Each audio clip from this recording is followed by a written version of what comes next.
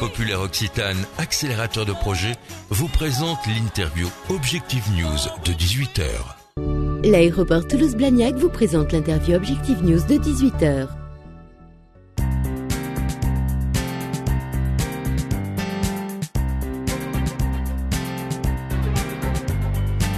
Bonsoir, bienvenue sur objectifnews.tv. Nous sommes avec Marie-Catherine Compiègne-Jarry. Bonsoir. Bonsoir. Vous êtes directrice générale du Salon des Antiquaires et des Arts Contemporains de Toulouse. L'édition 2012 vient de s'achever. C'était une belle édition. Quel bilan dressez-vous ? Oui, c'était une très belle édition, d'autant plus que cette année, c'était donc le 50e anniversaire. Donc on est assez satisfaite au niveau de la fréquentation et au niveau des ventes qui se sont réalisées. Quelle spécificité de ce salon ? Comment est-il organisé ? Alors la spécificité de ce salon déjà, c'est que c'est une histoire de famille. Il a été créé par mon grand-père en 1963, repris ensuite par ma grand-mère, ma mère et maintenant moi. Donc c'est vrai que c'est une entreprise familiale. Donc déjà à ce niveau-là, c'est assez original en France. Et vous étiez prédestiné ? Vous saviez que vous alliez prendre la succession ? Pas du tout.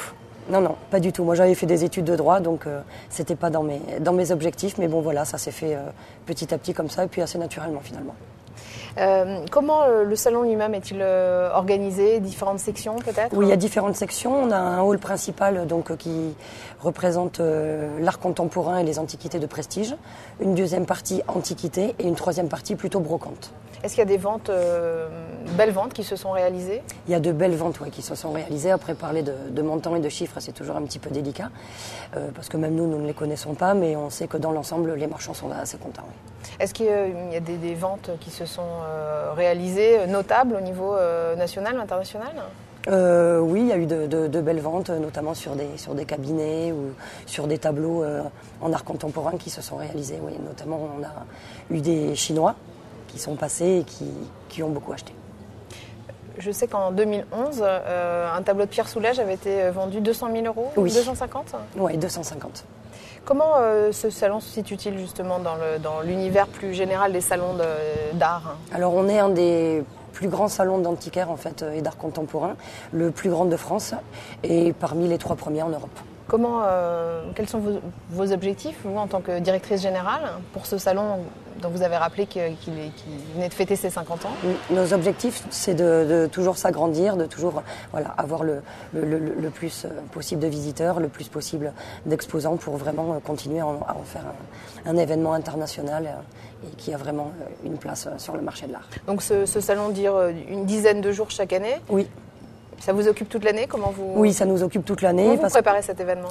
En fait, on se déplace tout au long de l'année sur différents salons, tant en France qu'à l'international, pour recruter, entre guillemets, des exposants, leur proposer de venir faire le salon. Donc il faut s'occuper aussi de la décoration, il faut choisir le traiteur, il faut s'occuper de l'agencement du salon, contrôler les marchandises qui vont être présentées. Donc c'est un travail sur toute une année. Merci Marie-Catherine Compiègne-Jarry. Merci à vous.